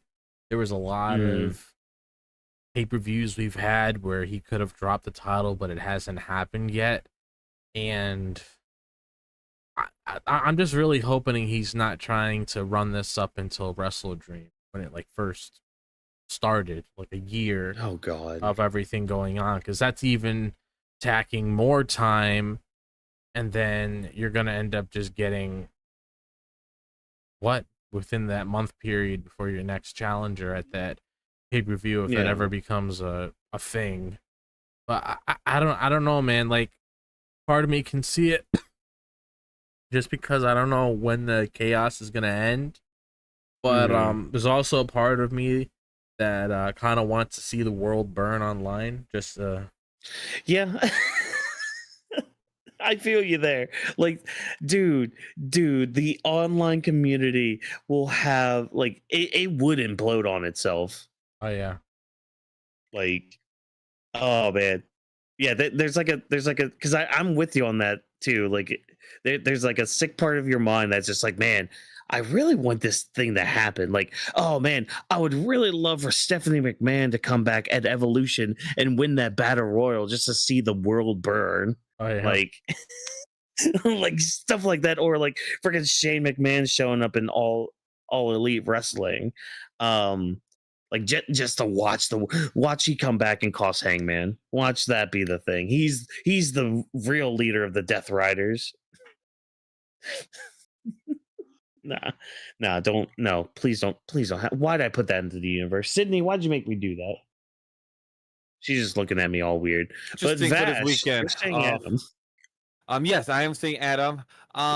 Like I want the word to burn, and also it's because I've like I said, I've been watching AW Mhm. partially. Like out of the past 7 months, I've watched maybe 12 episodes of AW altogether. If you put all the minutes I've watched and everything, and I will say this: the Death Riders are not the best, and they try to have, like we said earlier, like they try to have their own version of Blood and everything. But Oh shit. The Death Riders sucks ass when it comes to being a group, and I just want to see Hangman do all the work. But once Drop mentioned that we're getting WrestleMania 39, it's like that sounds Yeah. sad. You know what I also just realized? I forgot there's actually one other match that got announced. I Oh, forgot to add it on here. I think I saw that the trios titles are going to be actually put on the line with the Ops taking on the Death Riders, with Gabe Kidd taking up Pac's spot. Man, if this show goes from 3 to 10 o'clock, I would not be shocked. I would not be shocked I because might also, not be watching Saturday night's main event. no, Oops. but also quick announcement check, because I'm not sure if we did announce it in the beginning of our show that not this yet. Saturday will be the first time we're doing a triple threat of 3 shows coverage in one day, which will be covering Great American Bash. We'll be talking about very momentarily, and the next thing is Saturday Night Main Event and All In AEW All In Texas. So we'll be talking about 3 events in one day. We'll be bouncing back and forth. So if you guys have any questions, tweet us so we can have them ready for the show, because we're gonna have a good show for Saturday. Most likely it's just be ready as a 2 to 3 hour show for that, since it will be a 3 coverage shows of a PLEs. Yeah. But I guess quickly, do y'all see the Ops retaining their trios titles against the Death Riders? Yay or nay? I'm saying yay because I love Samoa Joe. I would like to say yeah, but depending that if John Moxley does win, also Death Riders might win to also, as the group, hold the titles. What about you, Drop? I could see the Ops pulling it off. Yeah, I hope so. I'm here for it. Oh, the Ops. But that's enough of All In AEW stuff. Tune in Saturday for our discussion piece, but also another little production note. Tune in Sunday morning for something brand new to the channel, something modern, almost like the internet, but not really. So I'm going to transition now to Saturday night's main event. We're going to go through this card. Vash is going to help us get through this card, and then we're going to talk about Great American Bash, and then all of our predictions will be laid out on the table for the weekend. So go ahead, Vash, lay it on us. Tell us the card for Saturday night's main event. Tell us who's going to win, and we'll say yay or nay, or maybe we'll agree with you. I don't know. We'll see. Chad, this is the one show that will actually be live on television as well on a streaming service, because out of the other 4 shows are all on a premium live event streaming service, or is on a pay-per-view, like Tony Khan likes to still be old school. So we have Saturday Night Main Event that will also have commercials, and the only event that has 4 matches on the card. So the first one I would say is Seth Rollins versus LA Knight. Yeah. So we got it. Seth Rollins. I'm gonna just be straight to the point. He's the leader of the Seth Riders. I'm gonna use that name right now for his faction, and that actually becomes it. Fire. But right now Seth is the leader, so that one is an obvious. I love LA Knight. I'm happy that he's winning. I mean, not winning. I'm happy that he's being involved in this match. We've been asking for months that, hey, he needs to get more involved with main eventers, and that's what he is. So we can see him reach a ceiling after he has became a 2-time U.S. champion and involved in the Money in the Bank twice already, but hasn't gotten anything above that. Now that he's being involved with Seth and others, it's going to be exciting to see what the future holds. This man was so over this past Monday when this man did the BFT, the blunt force trauma on him, and they came out with the audience. This man was so over by the audience love, and a good 10,000 plus people were singing and serenading, LA Knight and everything. So I really love that. And Seth is gonna win. Overall, I'm excited to see what happens next. I don't think Bronson, the group, is gonna be intervened, but unless they hit the ref or the ref gets distracted or some shit, that is a possibility. But I don't see this match being longer than 10 to 20 minutes. What else you guys got? Let's go, Watkins. I see you also going with Mr. the Visionary myself. Yeah, I mean, Seth, he kind of needs to be the one to look strong. So it sucks for LA Knight to have to eat the loss, but I mean, he can bounce back. He'll be fine. I don't really have anything else to add, really. Yeah, I'm just gonna keep it simple. Any few cents? I'm just gonna keep it simple and just say Seth Rollins, because he's the leader, need to carry the momentum. LA Knight being involved is just a plus because he's involved with Seth Rollins, which is somebody he's never really came in contact with before. So I'm sure he'll be fine afterwards. I'm just hoping in the end he finds his way to Monday Night Raw if they want to extend things or just do something new with LA Knight and everything. But yeah, just Seth Rollins. With that being the case, let's get on to our second title that's being defended on the night, which will be the U.S. title. Solo Sikoa, who became champion 2 weeks ago at the Night of Champions, and now he's versing his cousin Jimmy Uso. The U.S. title has become a brother. bloodline title in a way for now. So, Walkers, what do you think of the bloodline title, and who do you think will be winning, Solo versus Jimmy? Talk to me. I mean, it probably should be Solo since A, he just won it. B, he just added a new member to his little faction. Which what is he call? He's calling it now like his family My MFT. trees? Yeah, my Yeah. MFT family tree. And now we have the rumor of Roman Reigns being called the OTC 1. That's dumb, but I'm not getting into that. Yeah, it's got to be Solo. I mean, it sucks for Jimmy not to get his first singles title yet, but I mean, your time will come soon, dude. Yeah, It's Solo. Agreed. Yeah, I'm gonna say Solo Sikoa is just gonna beat his brother. Yeah. Simple as that. Straight to the point, as much as fast as how this main event would be, because it would be done from 8 to 10 o'clock, since it only has 4 matches. But we have a Drew McIntyre, the Scottish McDaddy, versus the Viper, Randy Orton. Drew McIntyre. It seems like we're all on the same page. I mean, it's going to be the Scottish Daddy Drew McIntyre. Yeah, I'm fine with this being a match without title. This match is going to be amazing. Like, oh yeah. is it too much to ask for a good 30-minute match just between these two gentlemen? I would love Because that. you Just give me need a good 15 30-minute minutes of commercial. Yeah. You're not wrong. Yeah. But go ahead, drop. Yeah, I'm gonna say Drew McIntyre just came back. Would be a little weird if he lost this match. Randy Orton's bulletproof, so I'll say Drew McIntyre. Yep. Hey. Yep. Now, we got the last match that might be as fast as this conversation as well, or fastest match as the match itself this Saturday. The World Heavyweight title is being defended by Gunther. But who's he going against? Sorry, Chad. I'm just sighing because I have to say his name, and I just don't give 2 flying pigs out here for him. I just never been a fan. I just don't care. And his match is 2 minutes, 5 minutes. So it might be as him, gasping. If you guys don't know who I'm talking about the myth and the legend, Goldberg. My option is the ring general, Gunther. He's winning. That's it. Drop. Who you got? I'm gonna say Gunther because I just want to see a screenshot floating online of Goldberg passing out to a sleeper hold. Copy. Oh, that would be great. Man, I'm gonna say this right now. If somehow, and I'm glad that this weekend of all weekends, I will have the place to myself, which means I will be able to be as loud as the hell I want. If somehow, some way, because one thing that's been on commentary, because I don't think Goldberg's gonna win. It's gonna be Gunther. It should be Gunther. But one thing that Michael Cole keeps fucking saying on commentary, because like this match is being billed as Goldberg's last match, and Michael Cole keeps harking back to this interview he had with Goldberg, where he's just like, "Oh, when the cameras went off, I asked Goldberg, what you gonna do if you win the title?" And Goldberg's like, "Well, I guess we'll come to that road when we cross it," basically. Yeah, I heard And that I'm line. like, I was so mad about that as well, man. I swear,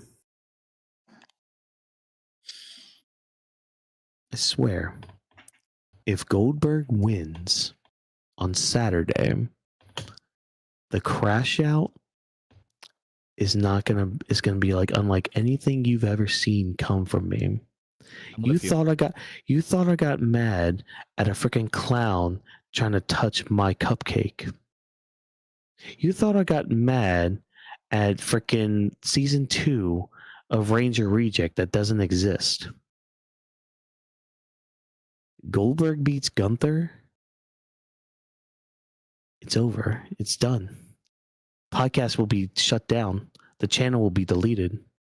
Everything will end. Sydney will end up biting a freaking skunk and sending it to Triple H's house on a UPS truck. as a happy birthday present for making Goldberg beat Gunther. People, I am quiet right now because I am trying to hold back any sort of rage that might happen if Goldberg wins. It's going to be Gunther, and it should be Gunther. And if it's not Gunther, you bet your sweet Bippy it's going to be a time to check out this podcast because it will be the last. Yeah. I will be cursing with him. I will be crashing out with him. I will be pissed off with him. Gunther winning, hell yeah. I will put money. I will put $100 on it of how much that I believe. I'll put my life on the line. I won't, because I don't trust right now the book of WWE. So like, if we lose because that night, chat, you guys know why. So when it comes to this, please, no. Don't give me Goldberg winning. But also, Chad, we might not be doing a sidecast that weekend for either of those three shows. Who knows for Evolution 2? We haven't discussed that. But for any of those three shows, I will be doing watching it with wifey and watching it at home with some friends. But if there's any excitement out there, I will have a vertical content going up, like just when when a person wins or a quick reaction. I will post up the best I can to my recording. So if Goldberg wins, just stay tuned for our social media, man. Stay tuned. Yeah, we're giving him a little bit too much time, I think. Yes, we are. So 100% sure. So the last event that we got to talk about tonight is we had to cover his entrance. We had to cover the entrance. Yeah. We have him hobbling into the ring like, I'm here. I'm gonna hit a spear. Who's next? Oh, my liver's next. That's insane. But we got the NXT Great American Bash, and for that, I'm gonna pass it back. No, first and last to Drop This Box. Yeah, so we have 1, 2, 3, 4, 5. We got 5 matches on the card tonight. We're not gonna spend like super long on these because it's NXT. Don't really need to be super analytical about this television show. But we have a match between Javon Evans and Jasper Troy, and pretty much the whole story here is Jasper Troy's the new guy. He won season 1 of LFG. He's going around causing a lot of mayhem. He's pushing around a couple people, like how he did with Obafemi when they had their match. And he ended up pushing around Javon Evans. Javon Evans decided to, deliver the exact same thing that he did to him. And now they have a match. So my prediction for this one is Jasper Troy, because I feel like need to get a little momentum under their belt. Should be a pretty good match because you got a high flyer, very athletic guy like Javon Evans against a powerhouse like Jasper Troy. And I'll just be right back. Of course. So what about you, Vash? Who do you think's gonna win this lovely little match between Javon Evans and Jasper Troy? This is the one thing I'm not following too much of Javon Evans versus Jasper Troy. Great little context. I appreciate that drop for myself and the audience to understand a bit of this match. But I will support Javon Evans. He is my boy. Like, I literally been supporting him since he started back in 2.0. And when in the beginning we was teaming up with a few superstars last year and everything. But I don't know much about Jasper Troy, but I'm going Javon Evans here for this one. For the next match itself, we have NXT North American title Full Count Anywhere, Ethan Page versus Ricky Saints. I believe this is their third match, I believe, on top of my head. I think so. Yeah, I believe there's a third match or their second match going right now for the title. Ethan Page took the belt about a month ago from Ricky Saints, and this is the Full Count Anywhere. Right now, for mine, I believe Ethan Page will win, but I have changed my thought. I'm gonna give it to Ricky Saints since the conversation we had behind the scenes for right before we went live, I believe, and the explanation how there is a possibility of one of these two gentlemen has been rumored to be going up for the roster for joining the Seth Riders. So that is a possibility for being the case when it comes to, and I think right now Ricky Saints just got into NXT in the recent months. Ethan Page has been there since last year. So right now Ethan Page will be a great option for that in case he was going to get pushed to the main roster. And right now for Ricky Saints to get his second title from NXT, I feel like it'll be a great choice. How about you, Drop? So I'm going to give my predictions for the rest of the card because I have something going on right now. So yeah, no problem. I'll just leave it as it is. But I'm gonna say Ricky Starks, only because I feel like I don't really know what else could really happen with him moving forward. So I feel like if you have him win the match, you could have Ethan Page move up to the main roster finally, so he could really start getting his groove there. And then for the last 3 matches, Sol Ruka, Izzy Dame just pinned her in a tag match. That's the whole reason why this match is happening. Sol Ruka, I do see Blake Monroe and Jordan Grace winning their match together because it is Blake's first match on NXT, WWE television, WWE in general. So I could easily see her winning this one. And then Obafemi versus Oshiki Inamura. It's going to be a good moment for Inamura in itself. But Obafemi's going to continue with his NXT title reign. Yeah. Yeah, especially that last one. I don't... nobody that's come across NXT for me, at least, really feels like, oh, I'm going to beat Obafemi for the NXT title. Honestly, it wouldn't surprise me because I feel like they've done this before. They did it with Asuka. That's what it was, where she didn't lose the NXT Women's title. She just kind of vacated it when she moved up to the main roster. I'm right now about to look at the NXT title. Who has the longest hold for the NXT title? I'm about to look right now. Right now, Obafemi has 184 days. The longest reigning, the 2020 to now, the longest reigning is 403 days. Who had that? Trying to see who held it. Yeah. Stand by. Adam Cole. Okay, so it was Adam Cole. Okay, all right. So Adam Cole was the longest one in the 2020 to now present, but then 2010 to 2019, it was. I think they also count Adam Cole since his started in 2019, so they also count that one. But if you don't count Adam Cole, the one before that is. Give me a 10. Finn Balor is the one before that, 292 days. Okay. Yeah, I remember he held it for a while. So it's a possibility. 403 days. I think that if Obafemi, depending on what they want to do with him, he could literally become the longest holder after that. Because if you talk about right now, the current holder before that, I think was where is it? 361 was Braun Breaker. So I think if he beats Braun Breaker, it's not too much of a big deal. But for that, I think he has to hold the title until next year, like January or February. Okay. All right, cool. And I mean, just kind of looking at the predictions and all that, were there any that you disagree with? No, I agree with Jordan Grace and Blake Monroe. I did not know that she hasn't had her first match, but it makes sense. She's still training, still getting the right rhythm of the style of the WWE.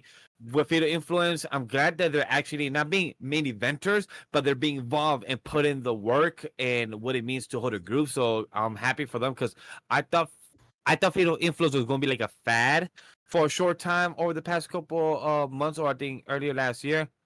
So when it comes to that aspect, when it comes to Fatal Influence, congrats to them being as keen to being a key factor when it comes to the POEs and the weekly shows.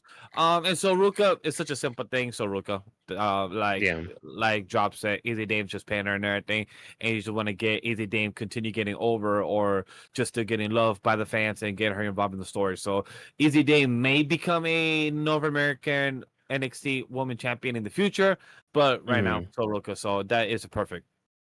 Okay. All right. Cool. I mean that's basically it, everybody. I mean, that's all the predictions we have. I know some of those cards we kind of went through, but hey, that's because I mean Saturday Night's Main Event and Great American Bash, where they will be good shows, I'm sure. Like Drop kind of alluded to, not a lot to kind of dissect or really like analyze with. So at least compared to like Evolution and All In, like and especially All In, like there's a lot that can happen with All In. Look, Chad, we're being honest. This weekend, the July 12th, it could have just been AEW All In. no Saturday Night, no Really Great American could've. Bash. Like we didn't need that. And then the 13th Evolution 2, perfect. Unless you want to switch out with probably the Great American Bash on that Sunday, since we know how many of the Girls Evolution that are participating loves Beyonce, and even Naomi has already commented, "Hey, if I could do it, I'm gonna be doing both events, y'all." Yeah. So somehow Naomi, I don't know if she's gonna be running, getting an Uber, getting a cab, she's getting her private people, whoever it is, or her Mhm. match might be the first one or the second match of the night, and then she goes to the event. Who knows? But I feel like they could have just have July 19th could have been Saturday Night Main Event, and then July 20th could have been Great American Bash. Like Yeah. whichever it is, like we honestly, a fan did not need 4 events in one weekend. No, and I feel like a lot of that has to do with WWE trying to counter program AEW, which I mean, we'll see how this weekend goes with it. Hopefully, your little plan works. I kind of doubt it, knowing the card for All In, but that's whatever. That's besides the point. Yeah. So I mean, again, chat. Let us know in the chat what you guys think. Who's going to win each match? Your predictions for all 4 of these shows coming out this weekend. And yeah, if you're watching the VOD of this, again, leave a comment. Let us know your predictions going into this very stacked weekend when it comes to the wrestling, and not only just like outside of wrestling. Freaking Superman's coming out this weekend. Like, I know me and you are going to see it this weekend. Like, I'm going tomorrow. Wifey mhm, about the ticket. We're having a little date night for the movies tomorrow to see Superman. Very excited. I don't know why, but I yeah, feel like I'm getting more excited that the day gets closer. Like honestly, like I see yeah, that a few people talk about it, good things about it, and it's just like I love Superman. I have a necklace of the House of L, the Standing Hope and everything. I love the character of Superman. Yo, and also for those this is a whole side thing. I'm sorry, but just mhm. anybody, you need to fucking understand. Superman is a fucking immigrant. Oh yeah, That's a yeah. fucking character. There's that little thing. I just have Fun to fact say with- that. Previous Superman actor and fans thinking he's not, and I'm like, yeah, haven't read the comics then, or know his actual lore, because even I posted a tweet literally giving the character from Smallville, Tom Welling. Big shout out, one of my favorite actors that plays Superman, or more Clark Kent technically, or he technically played and literally said the role that, hey mom, I am technically an immigrant in this planet, and I'm like, yeah, yeah, you 100%. You don't yeah, have a exactly. place. You don't have a place. So No, he does. It's Kansas or it's Kentucky Kansas, or yes. wherever the fuck. No, it's Kansas. It's Kansas. It's Kansas. Is it Kansas? Okay, good. Yeah. All right, good.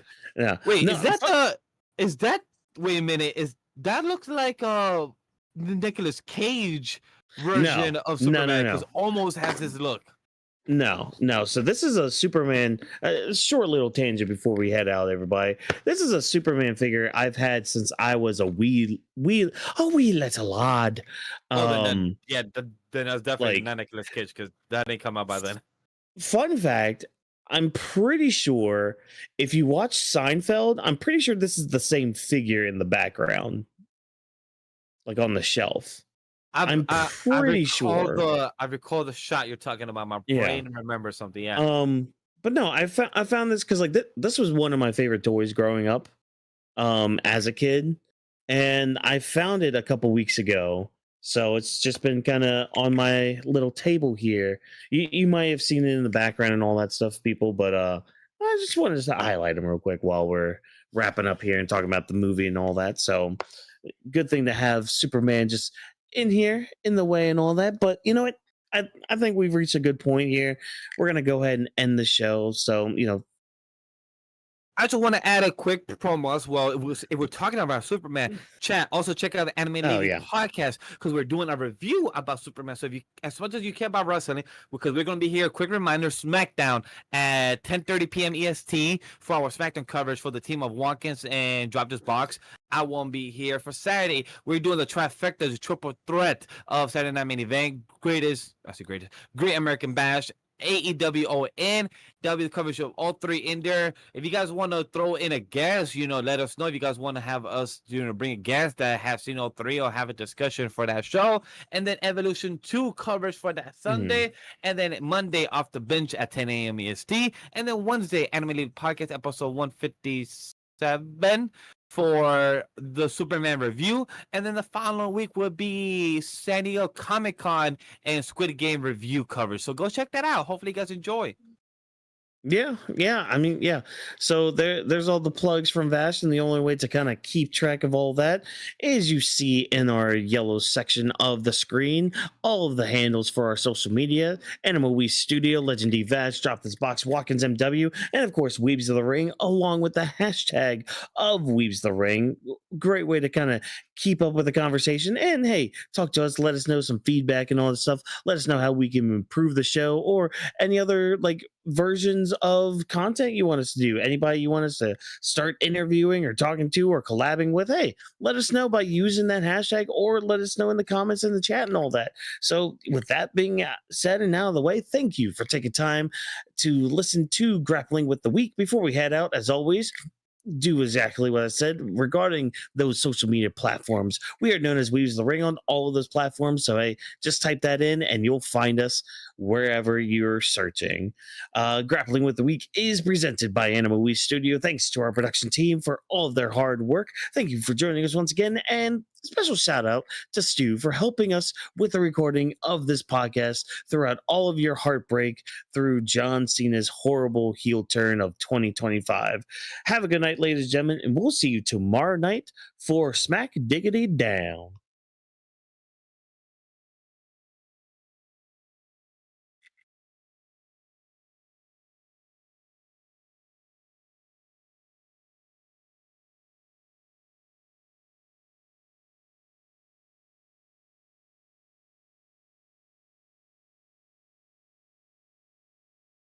We're done being live.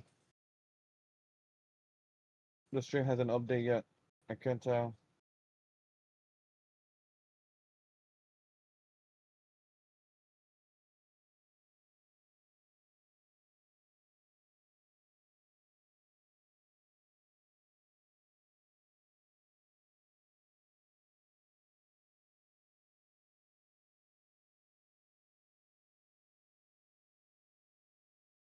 Stream.